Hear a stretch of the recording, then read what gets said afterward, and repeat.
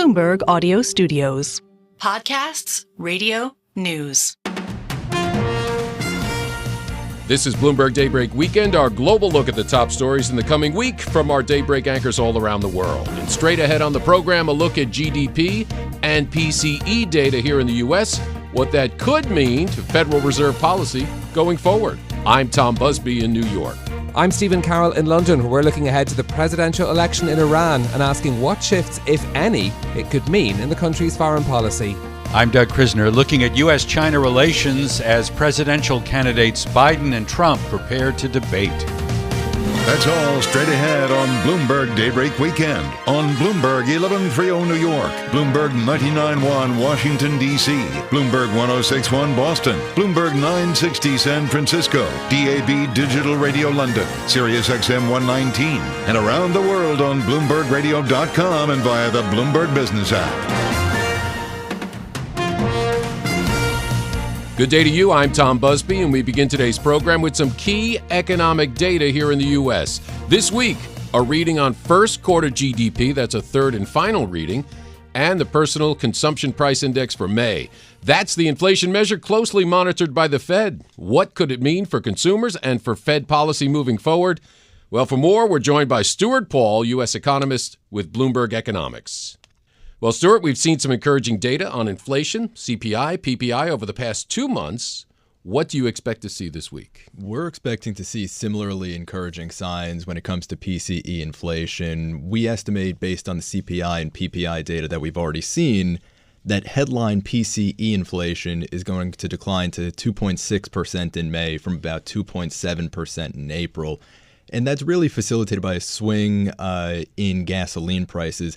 Gasoline prices decline during the month of May. Typically, gasoline prices rise during summer driving season. So you have both the actual price at the pump and the seasonal adjustment factor weighing on headline PCE inflation for May. The core PCE measure, which matters quite a bit more for the Federal Reserve, that's also going to show some encouraging signs by slowing to 2.6% from about 2.8% prior. It's still the case that shelter is undergirding core inflation measures, but we are seeing core goods prices decline when we map CPI to PCE space. And we also are seeing some softening services prices within the core. If we're looking outside of shelter, we see declining prices for airfares, for recreational services, for personal care services, some of those more discretionary spending categories. And we think that that's related to consumers starting to tighten their belt a little bit. We did see pretty discouraging signs in the retail sales report just last week. But we also saw import prices down. That's a reaction possibly to people not spending as much. And it looks like all that U.S. energy production at a record high and slight demand is really helping out, really changing things, huh? That's right. It is helping to weigh on headline inflation. Now, the big question, of course, what could this mean to the Federal Reserve? It's left its benchmark lending rate unchanged 7 meetings in a row, dating back to last September. Another policy meeting at the end of next month, right? The 30th and 31st of July, just 5 weeks away. That's right. So any encouraging signs on the inflation front bodes well for the interest rate outlook. The Fed, in its previous meeting, changed its own outlook for interest rates. It had previously expected to cut interest rates by 75 basis points this year, but in its most recent update, it's now showing just one 25 basis point cut this year. We think that the encouraging signs on the inflation side and consumers starting to tighten their belt could result in maybe 2 interest rate cuts this year, perhaps in September and then one in December. It gets a little bit tricky around election season, but with inflation coming in, with inflation slowing on a monthly basis and on an annual basis, with core inflation slowing, signs are starting to point to the Fed perhaps being able to cut 2 times this year, but probably only starting in September if they were to decide to get 2 cuts off this year. And as always, the key to this is a pattern. That's right. Yeah, that's right. We hope to see. So we have seen 2 encouraging monthly inflation prints. The first quarter was a little bit rough, but we're starting to see a bit more evidence that a trend is building in that slowing inflation landscape. Oh, boy. Well, that would be encouraging. Let's talk about first quarter GDP. This is a third and final reading. A prior reading reported a growth of 1.3%, but we could see a little upside surprise to this now. We could see some modest revisions coming in, so perhaps an upward revision of Q1 GDP to an annualized pace of growth of about 1.5% from, as you mentioned, 1.3% in the second estimate. It's starting to get a little bit stale for driving Fed policy. So what's really going to matter is the Friday personal income and outlays report. And although we are seeing more recent data showing personal income growth, there is something that's stopping consumers from taking that income and driving spending. There is something, perhaps more consumer caution, that's going to lead to further slowing. Even if we were to see an upward revision to Q1 GDP, as we look at the Q2 data, we could see some additional slowing as consumers become a little bit more cautious. Now, that slight change in GDP, is it the same exact factors, or is there something else? What changed? It's the same factors. It's just a little bit of additional precision as time goes on when the Bureau of Labor Statistics and the Bureau of Economic Analysis has the time to more precisely measure the factors that go into gross domestic product and gross domestic income. Okay. So first quarter GDP, that is out on Thursday. May personal consumption core price index out on Friday. A lot to look forward to. And our thanks to Stuart Paul, U.S. economist with Bloomberg Economics. Moving to company earnings now. The world's largest express transportation company, FedEx, reports its latest earnings on Tuesday. What will the results tell us about the health of U.S. supply chains and business and consumer demand? And for more, we're joined by Lee Klaskow, Bloomberg Intelligence Senior Transport, Logistics, and Shipping Analyst. Well, Lee, what do you expect to see from FedEx in its Q4 earnings this week? Yeah, I think that the company is going to report a number that's probably more or less in line with consensus. I don't think there's really any divergence from there. But, what we do expect to see, and we really hope to see, is continued improvement on their cost-cutting measurements. They've been trying to reduce costs for some time. They have two programs in place called Drive and Network 2.0, and that's supposed to generate around $6 billion in cost savings for the company. And what the company is trying to do is right-size its network to kind of match the realities of how its business has changed so much over the years, with more of a focus of B2C business versus B2B business, and B2C business, which is shipments that go to your house, whether you buy something online or otherwise. It tends to carry lower margins, and so they're trying to improve that lower margin business by taking costs out. Well, I think it's been working, because in March of this year, FedEx said its worldwide headcount was down about 22,000 over the past year, or the prior year. Just 2 weeks ago, it said it plans to slash another 2,000 jobs in Europe. So are these cuts still going on? Is FedEx still cutting jobs? Yeah, I mean, they absolutely are, and they need to right size. I mean, FedEx for a long time became a little bloated, over the years, and the focus really wasn't so much on margin, shall I say. It was probably about the air fleet and other things. And I think that, as management changes happened at the company, kind of priorities have shifted, and the company has become a truly show me story, and management has been producing some pretty good results over the last couple quarters, and we expect that to continue. A couple months ago, it announced that it was no longer doing the line haul business, the air line haul business for the U.S. Postal Service. That business was, about a $2 billion revenue business, but extremely low margin. And what that capacity, they're able to free up that capacity, and not only are they able to fill it with more profitable business from small to mid-sized shippers, but they're also able to say, hey, maybe we don't need 10 planes in a certain lane. Maybe we can only, we only need to do 6 flights as opposed to 10. So they're able to kind of lower their own cost structure by reducing their air network, which is something that, we expect to see. And, that will definitely benefit its margins. And the company is also going through a major transformation. For the longest time, it operated separate ground and air networks. And now it's becoming more of a hybrid, where some of it's, air freight business or volumes that go through its express network are now going into trucking if it makes sense. If it's not like, needs to be there the next day, it might make sense to push it into their trucking network, which carries significantly less costs, and so therefore, better margins for the company. So, we're in early innings towards this shift. They changed their reporting structure this month. So, we're going to see that going forward.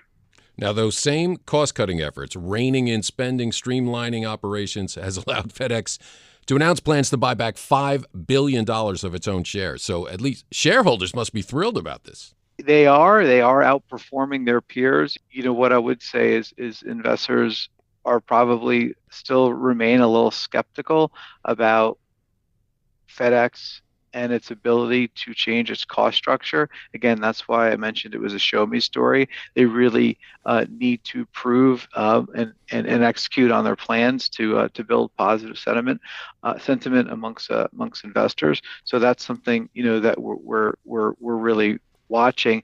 And then you're also kind of in a time where demand isn't great. Their express business volumes are expected to be down 1% in the quarter.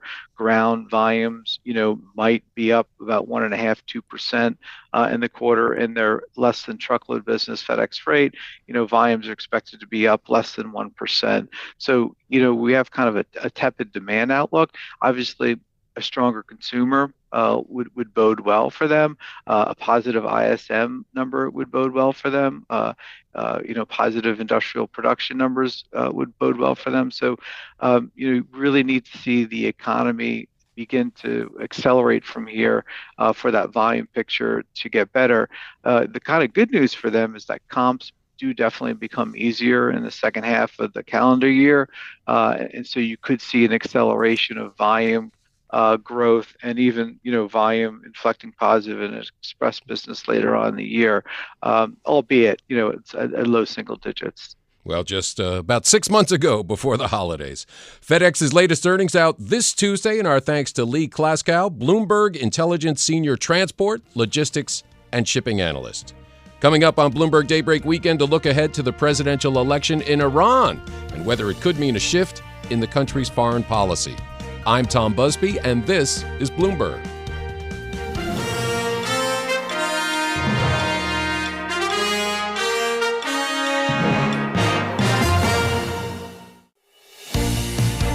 This is Bloomberg Daybreak Weekend, our global look ahead at the top stories for investors in the coming week. I'm Tom Busby in New York. Up later in our program, a look at U.S.-China relations as presidential candidates Joe Biden and Donald Trump prepare to debate this week. But first, Iran set to hold a snap presidential election in the coming days. That follows the sudden death of former leader Ebrahim Raisi in a helicopter crash last month. But the vote comes at a time of heightened tension between Iran and the West. For more, let's go to London and bring in Bloomberg Daybreak Europe anchor Stephen Carroll. Tom, Ebrahim Raisi's death came at a sensitive time for Iran and for the wider Middle East. Tehran came close to an all-out war with Israel in April when it launched a direct military strike on Israel after its consulate in Damascus was bombed. Now, the president's influence is limited in Iran, but we could see some subtle shifts in policy when the new president is elected. I've been discussing the context for this election with Bloomberg's Golnar Motovali, who leads our coverage of Iran. TV debates are actually quite critical in Iranian elections because what they do is that they give you an immediate sense of how the candidates are being received by the public. It's their major exposure to the broader general public. And I think last debate was kind of interesting because it very much focused on the economy. So obviously there was a lot of discussion about sanctions and inflation, which is a massive problem in Iran, and Iran's relationship with the West and the broader global economy. This is a very highly circumscribed process. So it's a ballot that's very dominated by conservatives and hardliners, and we have only one reformist candidate of the 6 that are running. And who are the key names to be watching as we move towards the polling day? So the big names, I think it's important to point out that quite a few important, very high-profile conservatives were disqualified, were barred from running, which is interesting, including people like Ali Larijani, who's a very influential conservative politician. It's the second time he's been barred. But the names that we need to keep an eye on are Saeed Jalili, who's a former nuclear negotiator under Ahmadinejad. He's a very, very radical, hardline, deeply religious person, very anti-Western, very anti-US, opposed to the nuclear deal. He very much is kind of in the mold of let's keep our relationship with China and Russia as strong as possible. We don't need the West. We don't need Europe. We're very capable of being self-sufficient economically. He's very much of that mold. The other names that we need to look out for are Masoud Pezeshkian, who's the one token reformist, but he's quite an influential and important reformist because he was health minister under Mohammad Khatami in the late 90s and early 2000s. And he can become quite a serious... the cynical view is that he's there just to lend legitimacy to the vote so that Khamenei and the establishment that run the Islamic Republic can say, look, we don't just have hardliners, we've got a reformist choice there as well.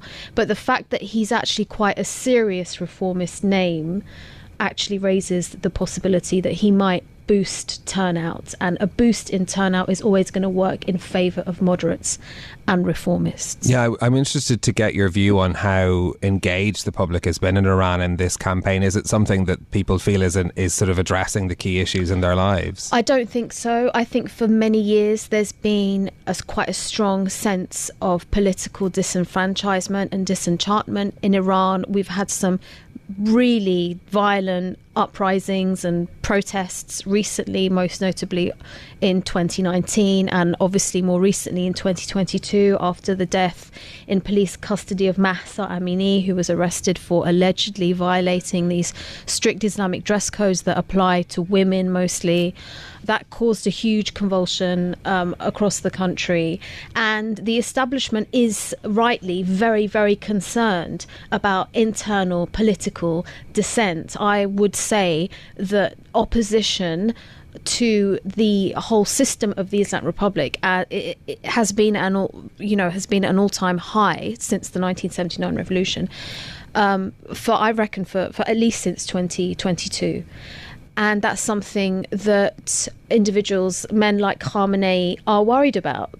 Institutions like the IRGC, the Islamic Revolutionary Guard Corps, they're worried about that. And they need to have as many people participating in this election as they can, again, to give that system and their own system a sense of legitimacy and credibility. And that's why Pezeshkian's presence is so key and important from a political point of view. Can you just briefly explain the process here, just so we can understand why we don't consider this to be a free election? Well, I don't know whether I'd say it's not entirely a free election. It's a highly circumscribed. These elections tend to be very heavily stage managed from the outset. So you have a procedure whereby individuals who have to meet a certain criteria can go to the Interior Ministry and apply to register to become presidential candidates. The criteria, some of it includes being between the age of 40 and 75, or 45 and 75, I think. I can't quite remember. You have to have some experience in political office, and you have to have no criminal record. And there are some things that are less clear, like being a woman is something it's up for debate whether the Iranian constitution prohibits women from being presidents or not. Being a Sunni Muslim, you definitely have to be a Muslim. There's never been a non-Shia Muslim president in Iran since 1979, since we've had the presidency. So you have that process where people who meet that criteria register, and then once they've registered, we have this very powerful non-elected body called the Guardian Council that's made up of 12 theologians who basically decide which of those 200 or so people who've registered can actually run. They're the people that decide who gets disqualified, and that means that there's this perception that it's a very stage managed.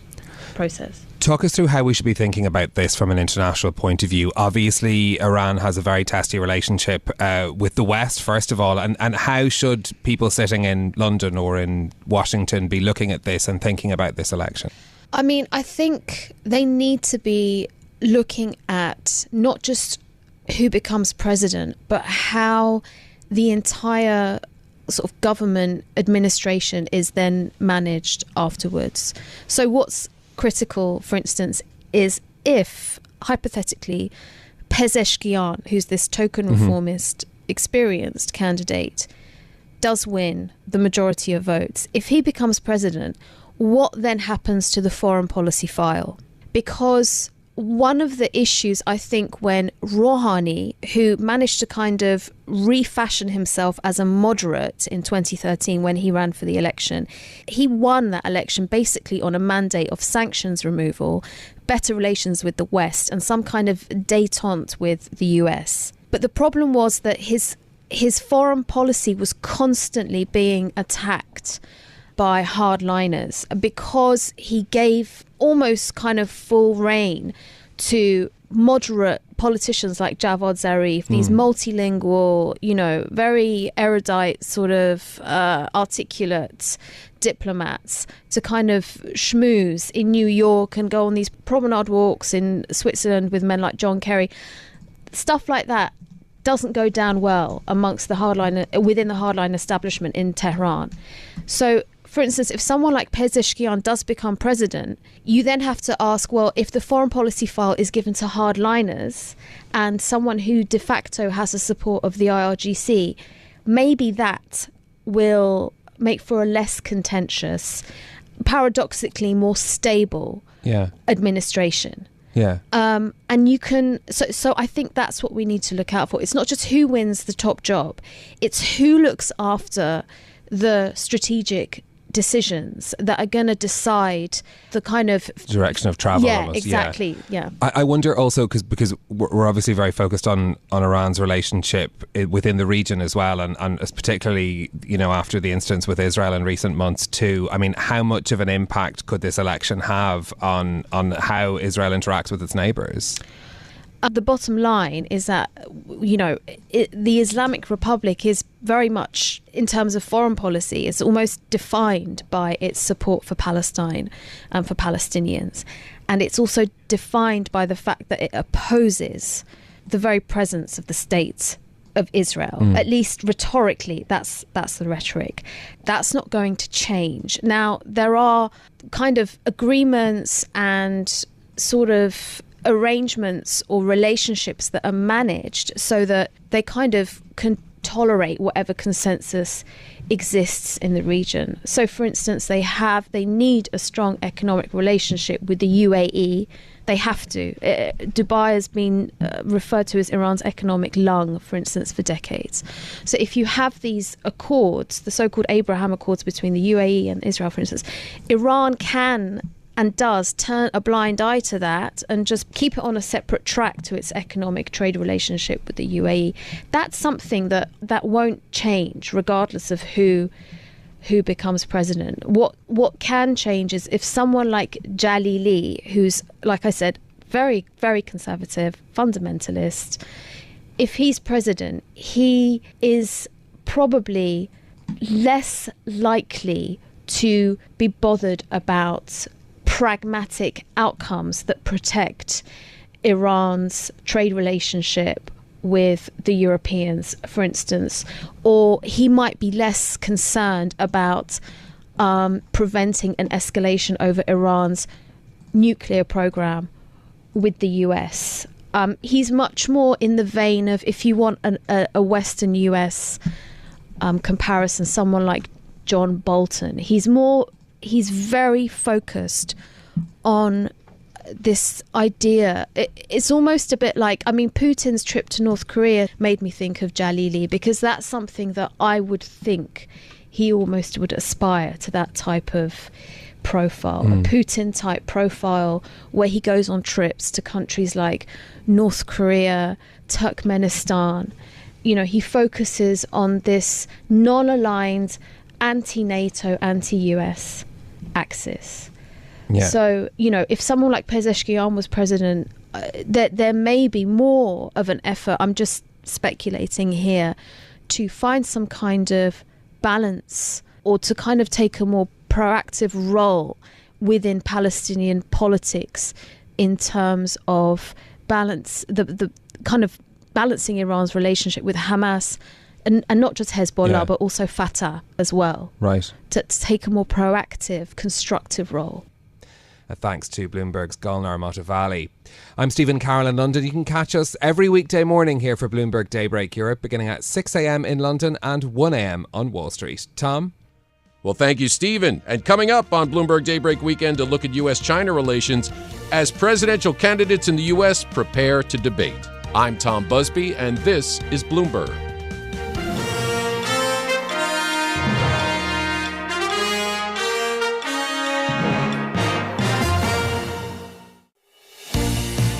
I'm Tom Busby in New York with your global look ahead at the top stories for investors in the coming week.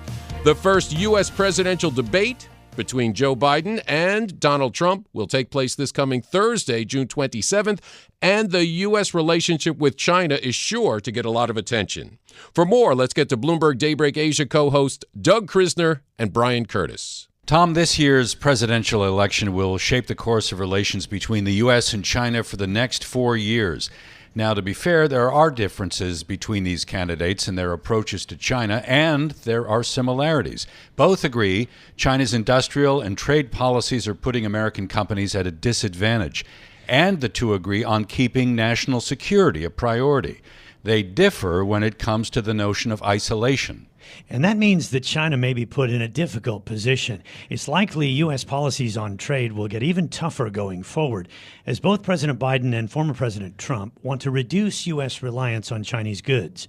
Among the products targeted by the new U.S. levies are electric vehicles, batteries, and semiconductors. And joining us now for further discussion on this is Rebecca Chong-Wilkins, Bloomberg Asia government and politics correspondent, and John Liu, Bloomberg executive editor in Beijing. Rebecca, if I could go to you first. Former President Trump initially started the trade war with China to bring manufacturing back home to the United States. But now he's talking more about raising tariffs and using that as a way to increase U.S. revenues. So this is pretty interesting how it complicates the picture. President Biden has been somewhat more targeted.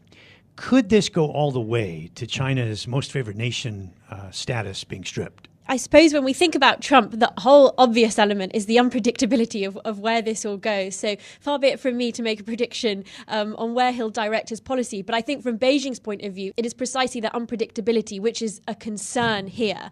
I spoke to an advisor to Beijing quite recently. He sits on China's sort of top broader political committee. And he said that, of course, things haven't been easy under Biden. But Biden has been somewhat constrained because he, for example, works harder to build consensus among his allies, and some other countries have sort of somewhat muted the position. But when it comes to Trump, there is this element of unpredictability which really makes it much more dangerous potentially, and makes him a much more dangerous character for Beijing to deal with. John, back in the 2020 presidential campaign when Biden and Trump last faced one another, there was this view among some of the geopolitical watching community that Biden would develop a multilateral approach in dealing with China and Trump the more isolationist approach. Now we've seen Biden kind of marshal together some cooperation. I'm thinking of export controls on semiconductors, Japan, the Netherlands involved with the U.S. on that front. Is Beijing prepared to deal with a Trump administration potentially that would take more of an isolationist approach? I think that Beijing's main concern with the Trump administration is, just as Rebecca outlined, the unpredictability. I think the way that Trump goes about it, the style of that execution, it being less reliant on allies, less reliant on trying to build consensus, that probably plays into Beijing's hand more than it hurts Beijing. If you look at Europe, for example, if Trump were to simultaneously put in tariffs against China and European goods, that would actually help China to try and strengthen its relationship with Europe and maybe to overcome some of the trade challenges that exist there as well. Doug mentioned semiconductors. That's such a key industry. The U.S. had some pretty famous battles with Japan on semiconductors going way, way back. The U.S. had the early lead. Japan won that lead back in the 80s, and then the U.S. wrested it back decades later. I think the big difference, though, is that Japan was an ally all through it. China is not. So is that industry, semiconductors, where the real stakes are and where the real battles will lie? I think it's become pretty clear that one of the key, if not the most important arena for the competition between the United States and China is in technology. So be it chips, be it the AI that is powered by those chips. And so I think no matter who becomes president, I would expect the United States to continue to squeeze as much as possible, because I think the ultimate objective here for the U.S. is to make sure that China does not reach some sort of technological parity and potentially some sort of military parity that technological prowess would bring about. Rebecca, let's talk a little bit about geopolitics right now, particularly where Taiwan is concerned. What would we expect from another Trump administration that is different from the way in which the Biden administration has been tackling Taiwan? Well, the Biden administration sort of more recently seems to have slightly moderated. And I will say there does seem to be a fairly sort of pragmatic view in Beijing when there have been these sort of slip-ups or certain comments around Taiwan. Beijing has been relatively muted of late. It does seem to understand that China, the issue of Taiwan, is, of course, going to come up and be a very hot topic in this US election. And that, of course, the Overton window in terms of what people are willing to say has shifted across the board, whether it's in the Democratic Party or among Republicans. But again, sorry to harp on the same issue, but I think it is this problem of unpredictability where it is hard to anticipate where Trump might move. And of course, part of that is because the whole position, the US position, is about maintaining the status quo and maintaining this ambiguity. Well, speaking of unpredictability, I mean, President Xi himself has been unpredictable in some ways in dealings with, with the tech industry, with various sectors in China.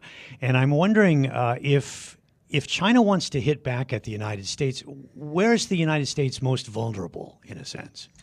Well, it certainly does have room to maneuver. And I would just say it's not just the United States that it can hit back on, but also the EU. And so, for example, before we had that EU decision on tariffs, we did see sort of Chinese state media and experts sort of trailing the possibility of retaliating with tariffs or investigations into food, wine, planes, transport, and so on.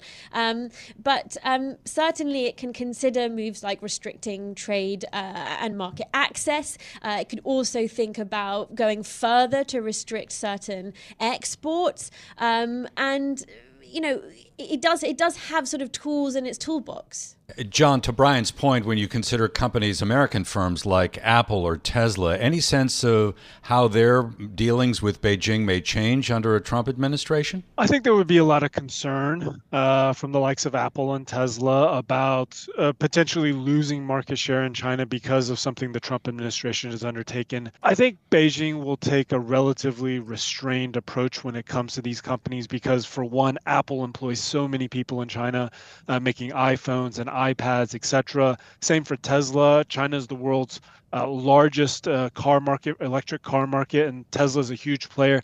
And Tesla not only makes cars in China for China, but is also exporting a lot of electric cars that are produced in Shanghai to other parts of the world. I'm curious about the China bashing because it works pretty well on both, President Biden and President Trump's hustings when they're out talking to people. If we flip that around, in China, you live there in Beijing, is China pretty adept at U.S. bashing, and how does that play with the populace? I think the Chinese government is very adept and very proactive about making sure that there's a perception that it is standing up for the interests of the Chinese people. And that comes in play when we're talking about things like Taiwan, like the South China Sea, especially during the last Trump administration where there were slights such as, Trump calling COVID the China flu, instances like that. The Chinese government is very compelled in those instances to stand up and to show that it is fighting for, China's pride, prestige, etc. And, as nationalism goes, I think that is a tool for every government in every country in the world. Patriotism, the love of one's country, that is something that President Xi and the government here will play on to its advantage. In May 2020, I believe the Trump administration suspended visas for Chinese graduate students with ties to universities affiliated with the People's Liberation Army. Now, President Biden upheld that suspension. Students were still being denied visas as recently as 2023. Rebecca, how is this situation going to change under any new administration, whether it's a new Biden administration or a Trump administration? Yeah, I think this issue of sort of people-to-people exchanges, as it's formally put in diplomatic circles, is really a key one. And it's interesting because both President Xi Jinping and President Biden are trying to actually change this. Both have highlighted the need to get these exchanges back on the road, including at their sit-down on the sidelines of APEC in San Francisco, November.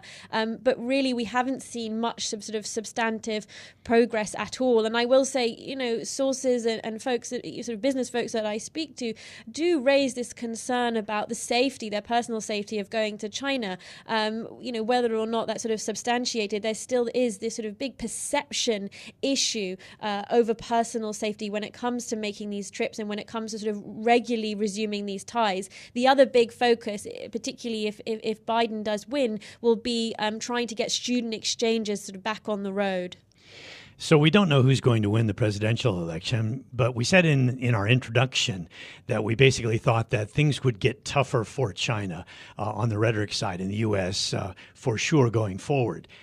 And that's up until the election. But what about afterwards? Of course, it depends on who wins, Rebecca. But is there any chance that things would settle down and relations could improve after the election? Well, yeah, of course. I think it's important to highlight that campaign promises are not necessarily real-world policies here in any way. But, when we think about when Biden came in, some were expecting him to ease up just a little bit. And in fact, we saw the opposite. He doubled down on those tariffs. So even if we just continue on a similar momentum when it comes to introducing more restrictions and more curbs, that's still quite a sort of intense pressure that is being placed on Beijing. Even if it's more predictable, it's easier for them to understand the context. The other concern, as John mentioned too, is if it is Biden in particular, if he's able to continue bringing other countries along and lock and step, moving with the US. We see, for example, the EU probe into EVs, and the EU, which previously had been something of a sort of trying to strike a more middle path, let's say, something sort of more moderate from the US and keen to strike and emphasize its difference from the US. We see the EU and various European Union nations moving a little bit closer to the US. So that is another concern too. Rebecca, John, thanks so much for joining us and sharing your insights with us. We've been chatting with Rebecca Chong-Wilkins, Bloomberg Asia government and politics correspondent, and John Liu, Bloomberg executive editor in Beijing.